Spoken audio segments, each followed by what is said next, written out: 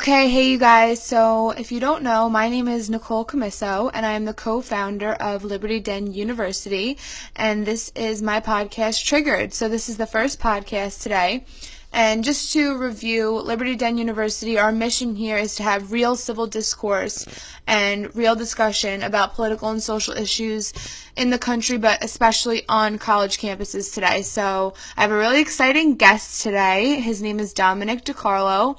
He's a freshman here at Siena College, and he's also a writer for Liberty Den University. You can go on the Liberty Den University page right now, and you can look at the articles he's written so far. So today, I'm going to be telling you guys a little bit about my story at Siena College and the reason why I got into politics in the first place. So I'm a senior at Siena College right now and have had plenty of experience with the so-called civil discourse that the left claims to be in love with on college campuses, and the fake civil discourse that, they preach but they don't practice. So basically, the way I got my start in politics here at Siena was when I wrote this article that was huge on campus when I wrote it, and it was titled "White Privilege, Injustice Does Not Fix Injustice," and you can find it on this podcast. I'll have the links to everything that we talk about today. But so, it was published in the school newspaper. It was actually the second piece I wrote, or the third piece I wrote, the third piece I wrote, but the piece before that I wrote about Colin Kaepernick when he first started kneeling.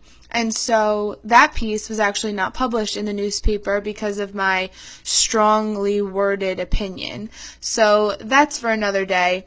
But this piece was published. My editor said that they actually had to come to a vote to see if it would be published because it was so controversial.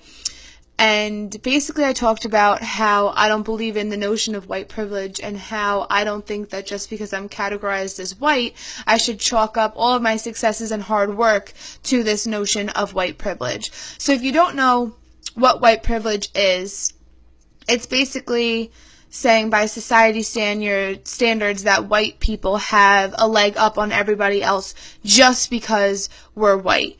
And so this really bothered me. And they teach it here in freshman seminar, which is a class that you're required to take here at Siena College when you're a freshman. And depending on what professor you have, it'll either be shoved down your throat or it can actually be a good conversation. So I was fortunate enough to have a professor who was open-minded and actually let us speak about how we felt about things. So that's where I learned it first.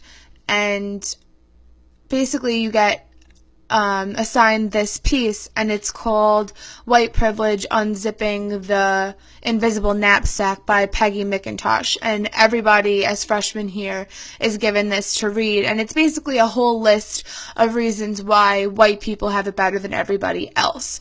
Now, basically, the flack that I got when I wrote this piece was that I was racist, I don't believe in racism, how dare you, and I just want to set the record straight here and now, and I have in the past.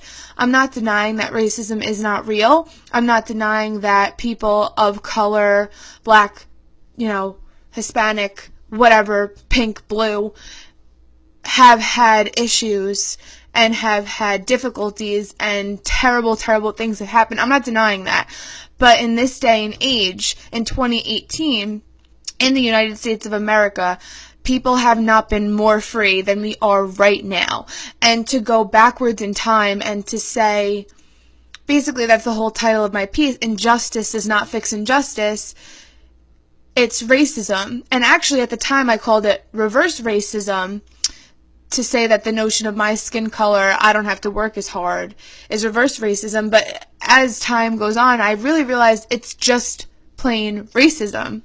To say somebody is something because of their color is racism, and that's what I think white privilege does. And I really don't believe that I should chalk up all of my hard work and success, which has not been handed down to me, just because I was born white. And as I talk about in my piece, it's not something you can control. I didn't control to be white, and nobody controls how they come out of the womb.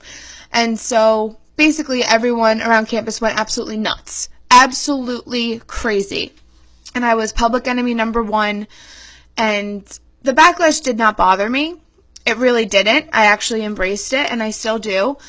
I'm the only conservative opinion writer actually on the newspaper at Siena College, so I obviously get a lot of backlash anyways, but this was the biggest scandal that the newspaper has really ever seen here, and it actually turned into a free speech issue. So that's kind of what the basis of today's podcast is about, is free speech on college campuses, and how conservatives don't get the same type of free speech than other students.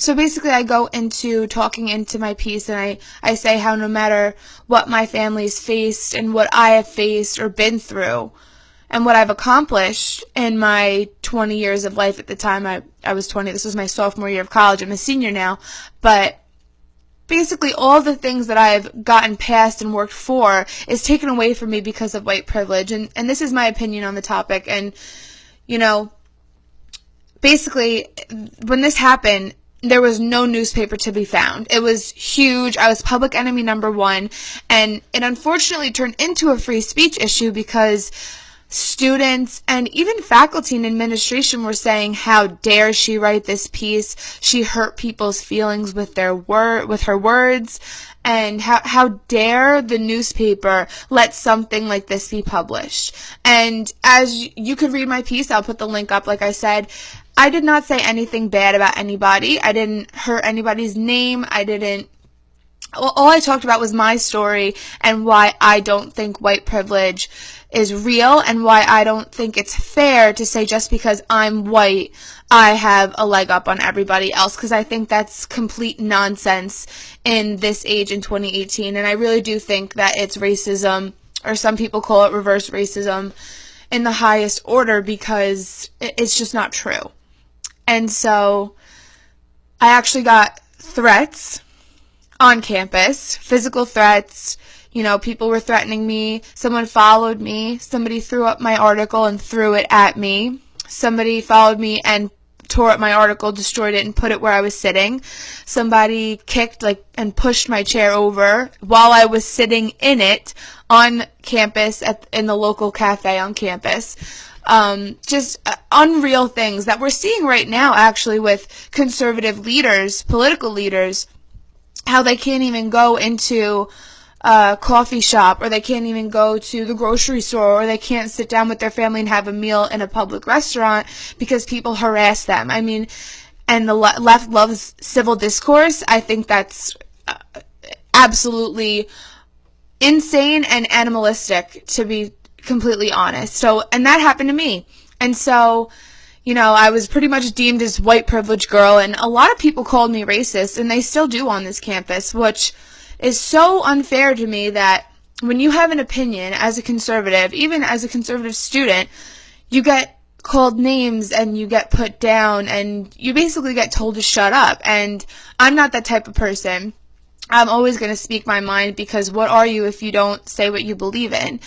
But there aren't people that are like that on campus. And so when people ask me, well, how many conservative students are on campus? I say there are actually a lot of conservatives on campus, but there are a lot of them that are afraid that they're going to lose their friends, or that they're going to lose the respect of professors, or that they're going to, you know, be taken down because people know that they're conservatives. And so I actually got a lot of positive feedback from people on campus, that people saying, thank you so much for saying this. I would never say it, but thank you for saying it. At least somebody's opening their mouth and saying white privilege isn't real. So there was a whole entire week basically on campus dedicated to white privilege and discussions about it, which I do applaud Siena College in certain situations. They do put on good conversations, and I wouldn't say it's Siena necessarily. It's definitely not the administration. I would say it's more of the clubs on campus,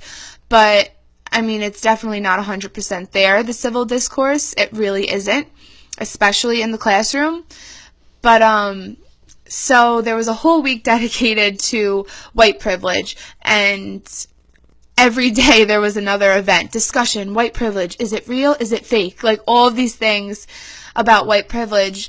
And it was pretty amazing to see how my opposing view on white privilege could really shake up Siena College. So it was pretty unreal. And to this day, I have people that say, you wrote that article, oh my God, that's so crazy, or they might take it negatively, but, you know, I really think things like that are so important, and it's very important for conservatives to not only speak their mind, but be able to speak their minds on college campuses, because how else are we going to have the discussions that we had when I wrote this article? So people, even people that disagree with me, were like, you know what, I don't like what you said, but I'm really glad you said it, because we got to talk about it and we got to hear the other side. So I think even in the beginning, the really radical left people are angry about it, but in the end, we all benefited because we see where people come from. And it's pretty crazy to see how there really is no solution when it came to white privilege. So that was basically my question was, okay, so say I said white privilege is real, what does that do? What solution are we creating by saying white people have it better? And I basically got the general answer of, well, you accepting it is already progress. So by accepting white privilege, what am I really doing? Am I letting somebody of color, you know, go before me in line? Am I letting someone of color get the job that I want? I mean, that's racist to me, to give somebody something because of their color or not give somebody something because of the color of their skin. That's racism. That's racist. And that's not how we've gotten so far as a country and as people. I think it's really backtracking, and it's doing the complete opposite of what we need to do to get to the best place we can. And at this point in time, I really do think we are at the best possible place we can be as a society when it comes to things like that. And so that's basically what happened with me, and that's my story.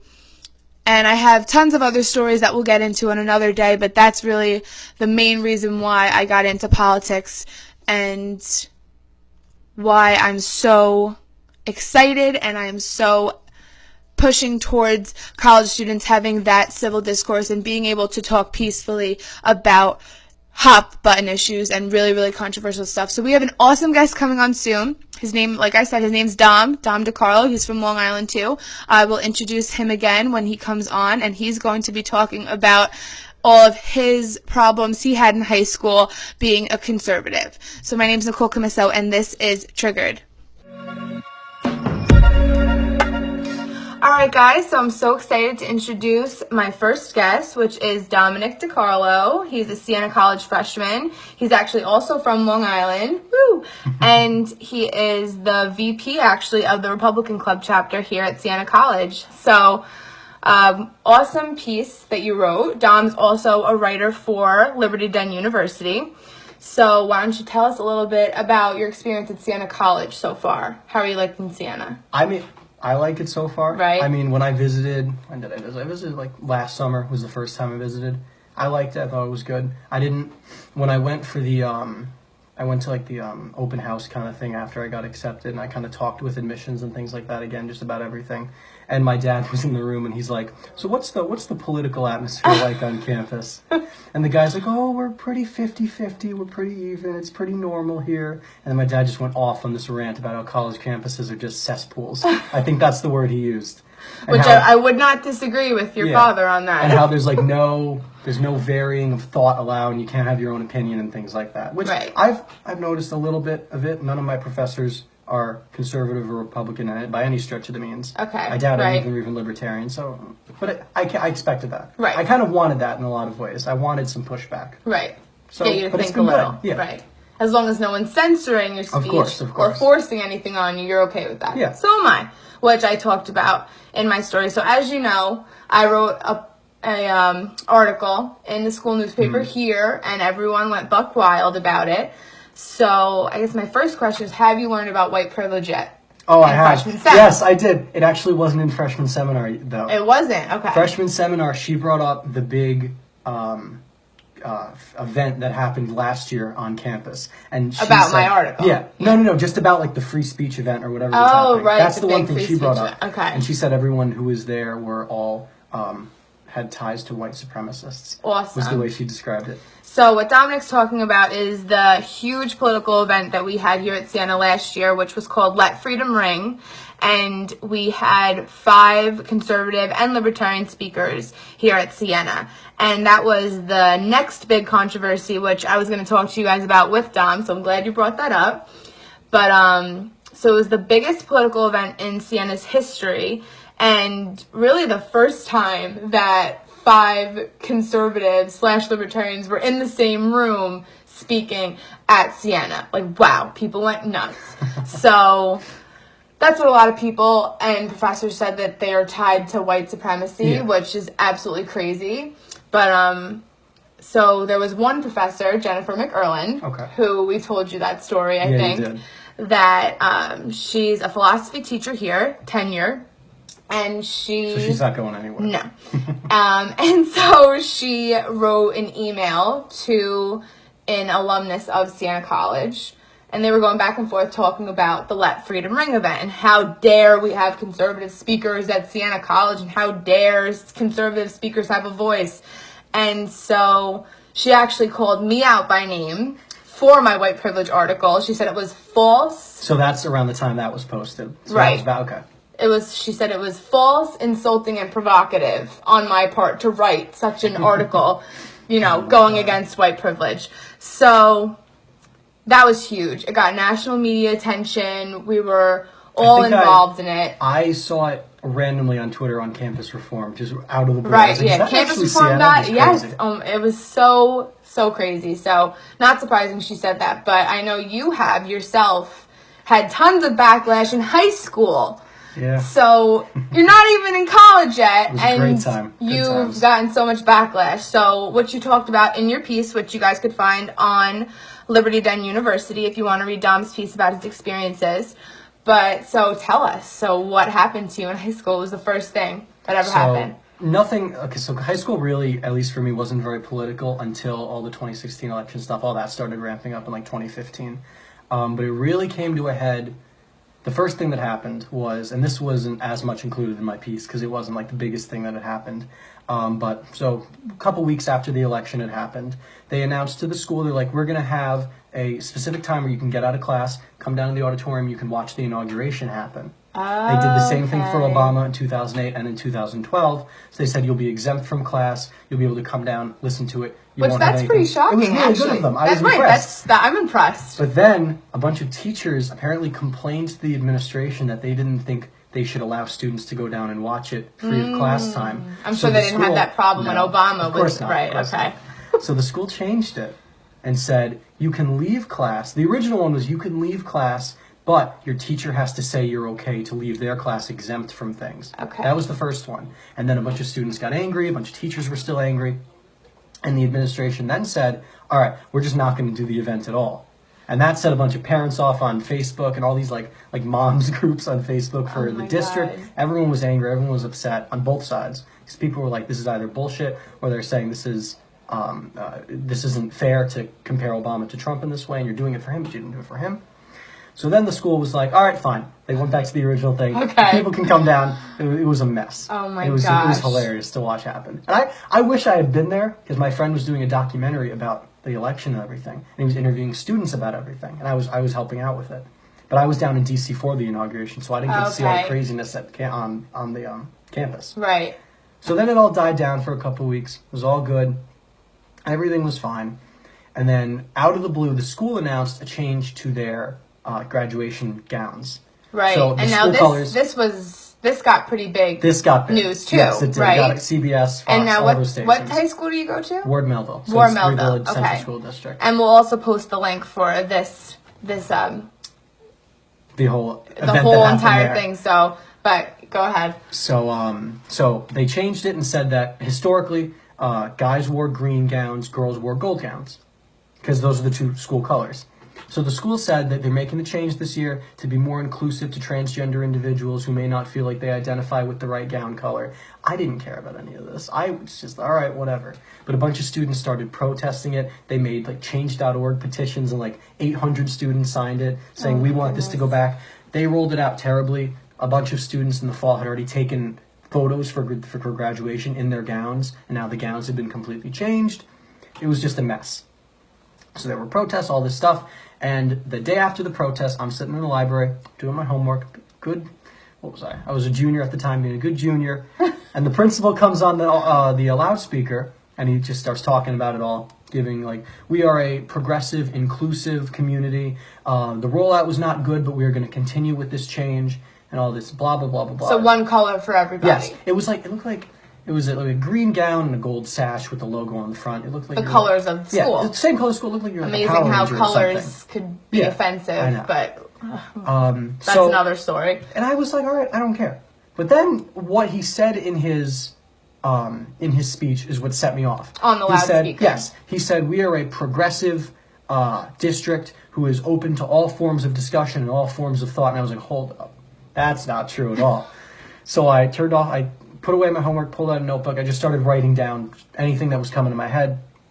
And I go home that night, and I'm like, all right, I have like 3 pages of notes about all this nonsense that I've watched teachers in the school pull, all the stuff with the inauguration. Teachers after the election were saying they weren't going to come into school because they were so traumatized. One English teacher had said that this was a dark day for America the day after the election, and said she wouldn't be surprised if some students just wanted to skip school for a couple days. She was considering the same thing, like saying this to her students. My sisters, which is so inappropriate. It was ridiculous. I mean, it was awful. So I wrote about it all. I'm like, this is what the school does. This is what the school doesn't care about. The school gives no credence to conservative students, has all of their organizations. There's no conservative organizations on campus, even though there are left-wing organizations, you could say. So I wrote it all down, and I sent it to Newsday, which is a big newspaper, probably the biggest newspaper on Long Island. On Long Island, right. And I sent it in, and I forgot about it for like 3 weeks. I was like, all right. 3 weeks go by, I'm like, they're probably not going to put it in the paper. And then I'm in class the next morning, like 3 weeks later, and I get a phone call from my mom before I go to first period. And she's like, did you hear your articles in the paper? I'm like, what? And like a bunch of parents had just been messaging her about it. So I check, because the school gets copies of Newsday and News 12 Long Island, which is the other newspaper, in the library. So I go and I check it, and I'm like, oh my God. I'm like, it's in the newspaper. Which is pretty incredible. It was crazy. I have it framed. Because those those news organizations are pretty left too. Yeah, of course. So I mean, if you read their opinion pages at all, you know what they're about. So that's awesome. It was great. So I was like, all right, I wonder what the school's going to do. I'm like, maybe they'll do nothing. It's been a while. Maybe they just won't touch this. Maybe they'll just let it die. Maybe they'll hear about it. But I had one of my teachers, so I won't name because she's still teaching in the district, was me and her talked a lot out of class because she's a Republican, and she was telling me all these things about how conservative teachers are just kind of ignored in the district and all of this stuff. And I walk into her class that day, and she's like, your letter is in the paper. I'm like, oh God, you know about this too. And she was just like, she was losing her mind about it. So like a day goes by, nothing happens, except the librarian mentioned that she saw it as well. And then she's like, I like the article. I'm like, oh, thanks. Because when it comes down to it, I mean, nobody really reads of course. the physical newspaper anymore. They just see it online, or they see it on Twitter or something. Right. So when it becomes a big thing, it's pretty everybody looks huge. At it. Yeah. Right. Because they're like, what's this in here? Right. I don't read this. So, and then one of my other teachers, my criminal justice teacher, brings it up to me as well. So the next day, nothing happens. Following day, I come into class. And the teacher who we talked a lot about how she's a Republican and all this stuff about the school and everything, she's like, so there was a faculty meeting last night. They called an emergency faculty meeting, and one of your teachers read the letter out loud to the entire faculty. I'm like, oh my God. It was just so funny to me. It was crazy. So that day, I get called down to the principal's office near the end of school. I walk in there. It's the principal. It's the dean of students for my class, so the class of 2016. And they just kind of asked me about the article. They asked me what prompted me to write this. I explained it was the walkouts and the protests. And they're like, so we have some concerns about some of the things in the article, like some of the things you said, some of the things that might not be true. They're like, teachers that are biased towards conservative students, we don't allow that on campus. And I'm like, I talked about the teachers in specifics. I knew their names. I knew when it happened. Yeah, I had students who could back it up. I'm like, this is what they said then. This is what they say now. This is what they're continuing to say. My sister in 10th grade at the time, her teacher was passing out pamphlets talking about how Trump should be impeached, all this fun stuff. Oh my goodness. My sister actually just had to write an essay about a speech from Obama's term. Okay. I'm like, what is going... stay current. It's crazy. I mean, nothing about that, but Yeah. it's just they have to hold on. Like they can't just let it go. They really can't. And he's been president for what is it now? Almost 3. What is it? Right. 2 or 3 years? It's 2 years. over 2. 2 years now. But it's like, come on, people. But oh my God, that is so crazy. And the parallels, I mean, between our stories, and this is really why I wanted to have you on, is because, and I think you even put this in your piece, that so many people hear it over the news and they're like, oh, it's just one. Yeah, they don't think it's a a diamond in the rough. Nothing's going to happen. Yeah. It really doesn't happen that much. No, it does. It does. Everywhere. It happens a lot. And when somebody like you and I, who isn't necessarily afraid of the backlash and can really embrace it, even though it can be hard. I mean, I'm sure you could vouch for that it can be hard, but it can also be kind of fun at the same time. Right, it is fun. But not when people are, not when threatening people are you and they get to, the outer bounds. Not when your personal space is being like attacked. Absolutely. And when free ridiculous. Speech becomes an issue. Oh, yeah. So, but yes, I agree that it can totally be fun. Absolutely. But so, total parallels. Everyone freaked out at your school. Everyone freaked out when I wrote that article here. And they're not going to stop us, though. No, right? No. So, and I know, so tell us about the attacks or almost attacks. Oh, okay. So it had all quieted down until senior year. We had, in February, I believe, we had the Parkland shooting and everything that erupted after that. All of the national calls for protests and walkouts and everything. And the school had originally told the walkout that wanted to do it at Ward Melville. They were like, all right, you guys can do it as long as it's civil, as long as it's safe, as long as nobody gets hurt. There's going to be a police presence there to make sure no one tries to do any harm to you guys. Fine. And that was when, like, every single high school was March. walking I think it was out. like March 17th. The March for Our Lives. Yeah, exactly. Which I actually wrote a piece on that.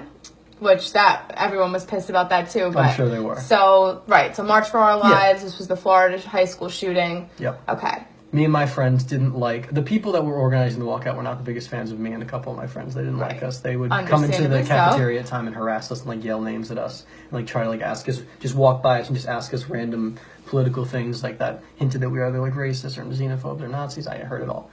And we decided we're going to do a counter walkout. And we're going to do it on the other side of school, so it's like symbolic. We're going to do it the same day. And we made an Instagram page for it and everything to rival theirs. And we're like, it's going to be the walkout for real solutions. The school was not happy about that.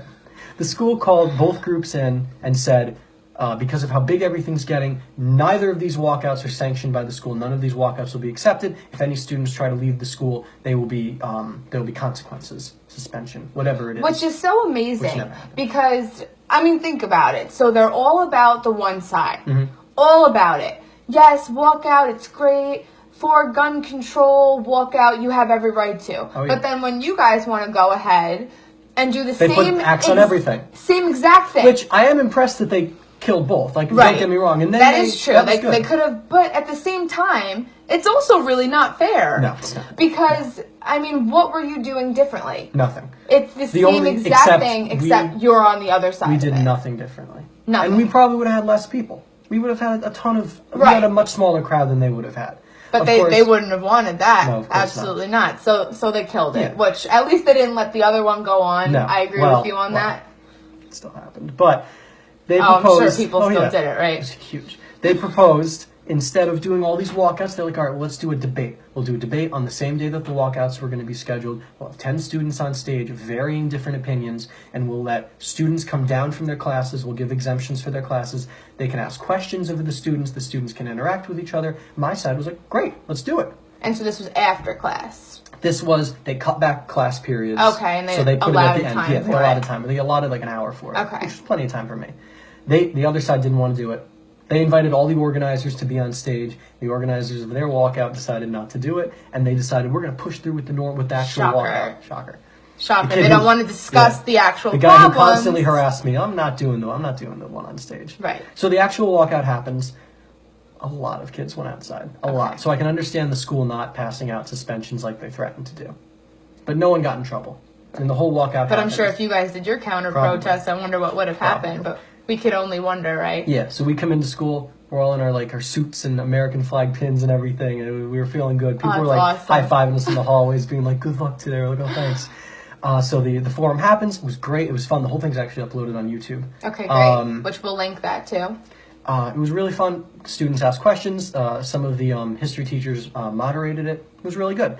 It ends right before the bell rings for the end of school. I get up. We shake the hands of the other side. One of the people on their side comes up to me. I was friends with him. We were friendly to each other. He walks up to me, comes up next to me, and is like, "You guys creamed us." And I'm like, "Oh, great."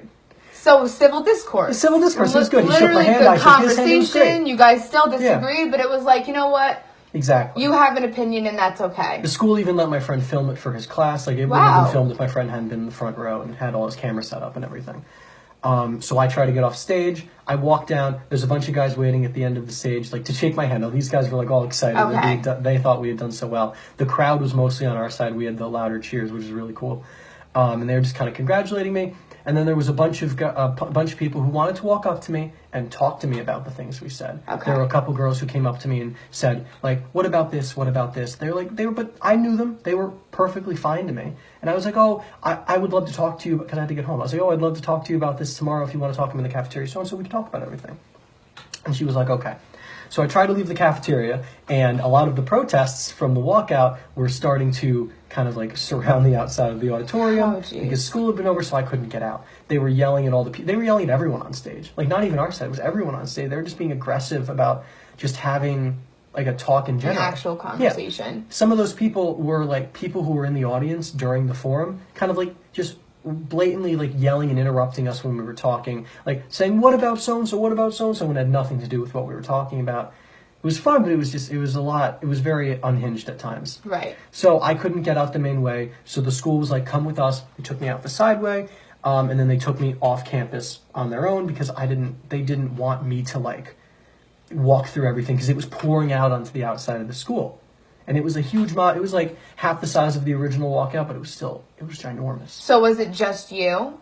It was just, I don't know how everyone else got out. I didn't communicate with anyone who was on the stage. But to your knowledge, to my knowledge, it was just me. You. It was just me. Which I'm sure you had some strong opinions on the walkout. I'm sure you expressed it. Yeah, I expressed it openly on social media. So, and then a mob everywhere. comes at you, and you have to get a security escort out of your high school. Yeah. Absolutely ridiculous. And the school was perfectly good for all of this. I went out with my friends afterwards. We were just talking about everything. It was good. Right. And then for the next couple weeks after it, students would like yell at me in the hallway, yell things to me. Walk up to me in the cafeteria with my group of friends and would just like sit down and just start like digging into us about what we thought and like calling us all these different names and everything. It was crazy. There were people who just would spread rumors about me and would like walk up to people who I was friends with and say, "He said this and this in my class. In my Middle East relations class, he said that he hates all Muslims," or some stuff. It was mind-numbing. Anything they could do. Anything they can do. And whenever you confront one of them, when you confront someone, they're like, "Oh, I didn't say that." Right. Like, of course that's not true. My friend said that, not me. That's something I got a lot. I'm like, all right, whatever you say. Right. It was crazy. It was wild. And it made my opinions on things stronger than if none of this had happened. So looking back on it, I'm happy all of this went down. I just wish it had done more civilly. Yes. I could totally say the same for my experience, and that's exactly why I got into politics in the first place. I mean, poli-sci is your major. Yes. So you're a political science major all on its own, which honestly, if that happened to me in high school, that might have been my career path too, but I'm a business major. And I started out as accounting, so I was nowhere near political science when I first started college. And then... yeah, it's just so crazy to hear your stories and think high school. Because when I was in high school, it really wasn't so politically charged. I mean, you know, you have those teachers, everybody does. But, I mean, wow. Because that all happened when I was here. Yeah. So when the walkout happened here, there was a march. How big was the walkout here? It was pretty big for our school, since our school is pretty small. School, yeah. But, a lot of people went on both sides. I didn't attend because it was a sister march of the March for Our Lives. So it had that label on it. It was directly affiliated. Right. Okay. And I have total issues with the March for Our Lives. Like I told you, I wrote an opinion piece on it. It was titled March for Our Lives, more like March for a Political Agenda. That was the title for it. And so, which I got responses in the next newspaper. A lot of people respond to my pieces because I ruffle their feathers. But anyways, there was a clause in Sienna's March for Our Lives, which was, please don't bring signs, be respectful, you know, we're just doing this as a walkout, which, I mean... I do kind of respect on right. the level that they're doing which that, because it was partly that. to, like, remember the victims. Right. I think that's good. Which... I liked that they said that, but at the same time, I wasn't going to attend because I really have issues with the March for Our Lives platform. Yeah, and the people who organize it. And so since it was named that and affiliated with it, I just don't have any respect for that organization at all. I don't like it. And the one professor that brought a sign, ban AR-15s, Jennifer McErlin, the philosophy teacher who hates conservative students, literally wrote in her email, conservative students are evil, yada yada. It was insane. That's what I saw everywhere on social media. Yeah. Right, so she was the one person that brought a sign, shocker, and so that was really basically what happened with the March for Our Lives here. Okay. But total parallels. I mean, you got to hand it to us. Right. Long Island, right. Long Island does it well. Exactly. Yeah. But so I'm glad you're having a good experience here so far. So far, so good. So far, so good. It's just people, in the piece I wrote about how a lot of people don't realize how widespread it is. Right. And the other thing I highlighted is, especially after 2016, especially now in the political climate that we're in, it's happening earlier than college. It's happening in high school. Which is so it's crazy. Crazy. Yeah. George Corbello, the founder of the Liberty Den, I talked with him about it on the live last week, and we talk about it, and we're just like, can't even believe this. Because it's just going to get worse. Oh, yeah. It's going to get worse before it gets better. Exactly. I can't even begin to imagine if Democrats take the House. Oh, it's going to be fun. Oh, my God. But thank you so much, Dom, for coming on. Happy to be here. I'm so happy you're a part of the Liberty Den University, too. And we're sure to have you on again. Great. All right. Sounds good. Follow us on Facebook and Twitter, Liberty Den University. Thanks so much.